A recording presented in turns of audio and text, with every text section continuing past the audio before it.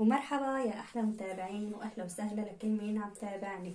وصفتنا لليوم هي وصفة معروفة طبعا، يعني ما بدها شغل كتير، بس أنا رح أحكي عن أسرارها وعن طريقة طبخها. هي الأكلة اللبنية والبرغل بشعيرية. طبعا الجميع بيعرفوها هالأكلة. منها بتتقدم مع كبة مقلوزة، ومنها بتتقدم جنب برغل بشعيرية، والبعض بسووها بلحم خشن والبعض بسووها بلحم ناعم. اليوم انا رح اعملها بلحم ناعم. طبعا انا رح نزلت هاي الطريقة بس لحتى احكي مشان لانه كتير صبايا عم تعرضوا انه بيفرط معهم اللبن وما عم بيعرفوا من ايش عم بيفرط اللبن. هلا انا رح احكي عن اول طريقة. هلا هون انا اول اشي اللي عايشين بتركيا هذا اللبن طبعا متوفر بمعركة الشوك. هو كتير ممتاز لطبخ اللبن، طبعا للششبرك وللبنية يعني كتير من الاكلات باللبن. طبعا هون انا عندي كيلو ونص من اللبن. هاي حكيت عن نوعية اللبن اول شي. طبعا لما بدي ابلش بطبخ اللبن رح احتاج لمعلقتين من الطحين. انا بستخدم الطحين، البعض منهم بستخدموا النشا. الطحين كتير ممتاز لمنع فرط اللبن، كتير كتير ممتاز اكتر من يعني جربت انا الطحين وجربت ال النشا. طبعا هذا كتير ممتاز الطحين. اولا بيخليه يتماسك اللبن، ثانيا ما بيخليه بصير مثل شكله شكل الهيطالية او المهلبية. بيعطيه يعني تماسك مع بعضه بدون ما يعطي شكل مهلبية او هيطالية. طبعا تاني شي بعض منهم عم يستخدموا بيضة. هو يعني مو غلط ان نستعمل بيضة، بس لازم نبتعد عن الصفار وناخد بس البياض. البياض كمان بمنع انه تزرزر اللبن. هلا لما عم نجي نطبخ اللبن اول شي لما عم يفرط من البيضة وقت بنحطها عم تزرزر، الصفار بخليه يزرزر يكتل. طبعا هون انا يعني جربت الصفار وجربت البياض. انا صار لي اكتر من سنة بستخدم بس بياض البيض طبعا، وما بيعطي زنخة. كمان هاد سر من اسرار اللبن. وهون طبعا الرز حسب المقدار انتم اللي بتطبخوه للبن. هون عندي انا مثل ما حكيت كيلو ونص، حطيت له هذا الفنجان من الرز. والرز ما بغسله غير مرة واحدة، طبعا ما بتخلص من نشا كله، بغسله بس مرة واحدة. واللي بدها تطبخ كيلو بس لبن طبعا خلوه نص الكمية. هلا صبايا انا فضيت هون اللبن. اول مرحله رح نحكي عنها انه لما اللبن نطالعه من البراد، اذا كان موجود بالبراد نطالعه، يفضل قبل بساعه، ما يكون بارد كتير قبل الخفق اللبن. تاني شغله هلا هون نزلت اللبن، والطنجره اهم شي تكون يعني ناشفه من المي تماما، ما يكون بقلبها مي. هون رح انزل الطحين مثل ما حكيت قد المقدار. هلا هون نزلت الطحين. طبعا رح انزل بياض البيضة. اول شي على البارد، يعني شغلة بس هيك 10 دقايق نضل نخفق اللبن لحتى المزيج كله ينخلط مع بعضه. طبعا رح احكي عن كمية المي اللبن اللي موجود بتركيا وبكل بلد. طبعا يعني الموجود اللبن برات البلد يعني هذا بيجي على طول، ما فيه يعني كتير يعني دسامة، بيجي خالي من الدسم، فلهيك بدنا نتحكم فيه لحتى ما يفرط معنا. لما كنا بسوريا كان يجي في لبن مثلا الغنم ويجي لبن البقر، طبعا على طول نجيب لبن الغنم لانه فيه دسامة ويعني طيبته باللبن الغنم. هلا هون ما يعني عم نجيب لبن قليل لحتى يتواجد هون الغنم. لهذا الشيء عم نتبع يعني طريقة مشان ما يفرط معنا. هلا بضل عم بحركه هيك ل10 دقايق قبل ما استخدم البليدر. طبعا البليدر بستخدمه عندما بدي احطه على الغاز، بستخدم البليدر.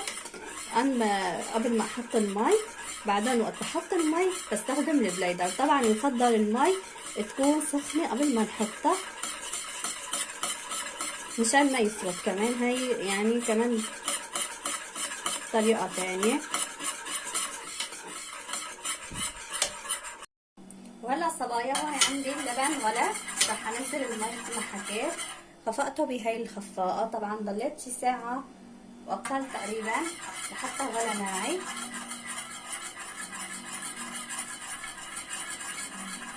خفقته على على البارد. طبعا المي انا هون قدرتها بنفس السطل اللي اخذت فيه، حطيت تقريبا اقل من سطل كامل، يعني تقريبا 3/4 السطل. طبعا المي مثل ما حكيت لازم تكون باردة. هلا رح انزل المي طبعا وايدي بالتحريك قبل ما استخدم البليدر.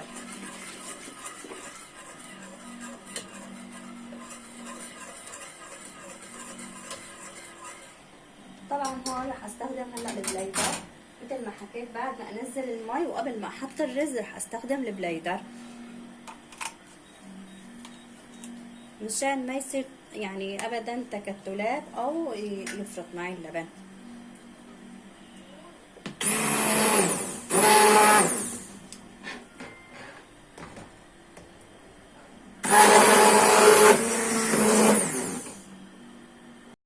وهلا صبايا انا حطيت اللحمه بلشت اقليها لبين ما عندي الرز يستوي بقلب اللبن. طبعا ايدنا بالتحريك مشان ما يلزق الرز بقاع الطنجره. طبعا هون حطيت اللحمه رح اقليها، رح احط لها من الملح. صبايا اللي بدها تساويها بلحمه شقط، طبعا اول شي رح تسلق اللحمه وبعدين رح تاخذ من المي وتصفيها من الشيء اللي حيحطه للحمه مثل البقله العطريه. وطبعا بعدين رح تحطها بالماء اللحم السخن وباللحمه. طبعا بعد ما تغلي المي وتستوي الرز رح ترجع اللحمه نفس هاي الطريقه، بس طبعا هاي من دون مي، هاي اللحمه يعني. طبعا هون عندي اللحمه رح تستوي، قليها منيح.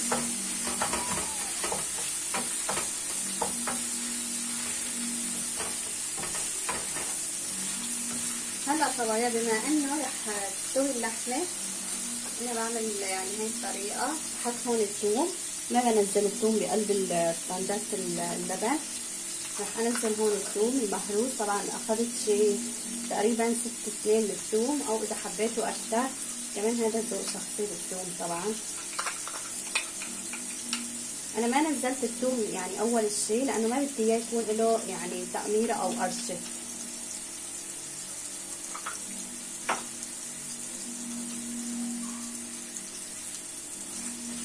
هلا رح اخذها هيك يعني تقلية صغيرة ورح اطفي عنها.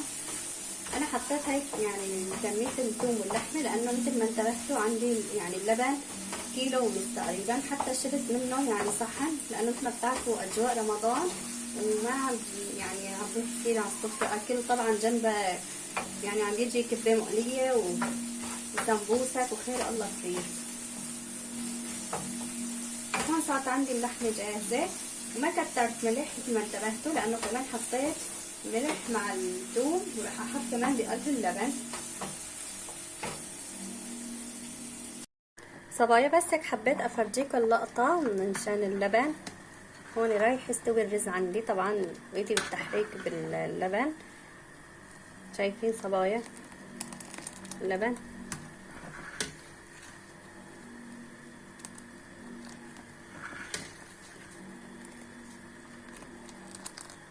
طبعا ناجح 100%. هلا عم بستنى لحتى يستوي الرز على السوا رح اطب اللحمه. وهلا صبايا مثل ما لكم شايفين عندي اللبنيه صارت جاهزه. طبعا هي المرحله الاخيره بعد ما حطيت اللحمه مثل ما لكم شايفين. طبعا رح اخليها تتعقد على الغاز شغله نص ساعه ورح اطفي عنها. طبعا هلا اخر الشي رح نحط النعناع. في ناس يعني بعض منهم بحطوه، في بعض منهم ما بحطوه. هلا اخر الشي رح احط هاي المعلقه، طبعا بعرف لاخر الشي عشان يضل على لونه.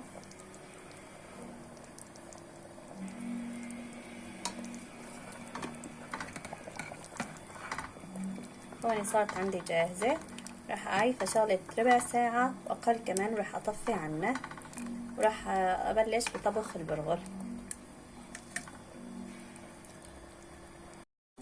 هلا صبايا جينا لطبخ البرغل بشعرية. هلا انا هون حطيت معلقتين سمنة مع معلقتين زيت تقريبا. هلا راح انزل الشعرية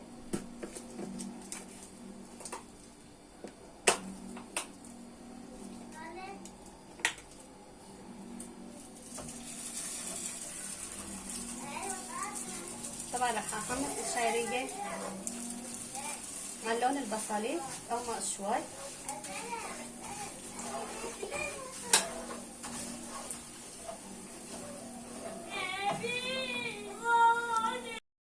هلا صبايا خلصت عندي تحميص الشعرية، رح احط لها مكعب ماجي طبعا قبل ما احط المي.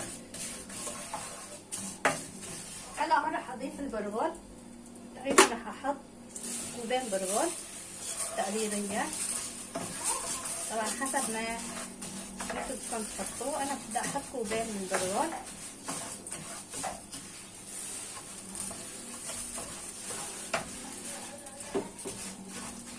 وهنا طبعا رح احمصهم شوي مع مكعب الماجي مشان يدوب كمان.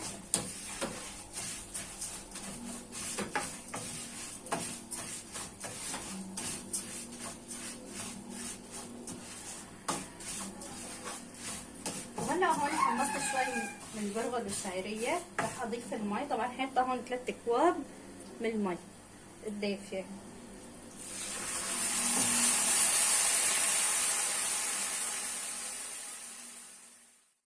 صبايا ولهون خلصت معي الوصفة، ان شاء الله تعجبكم يا رب. وهون صاروا جاهزين عندي هي اللبنية وهي البرغل. واذا عجبكم لا تنسوني من اللايك والاشتراك بالقناة، وان شاء الله بشوفكم في فيديو جديد وبأحسن الوصفات.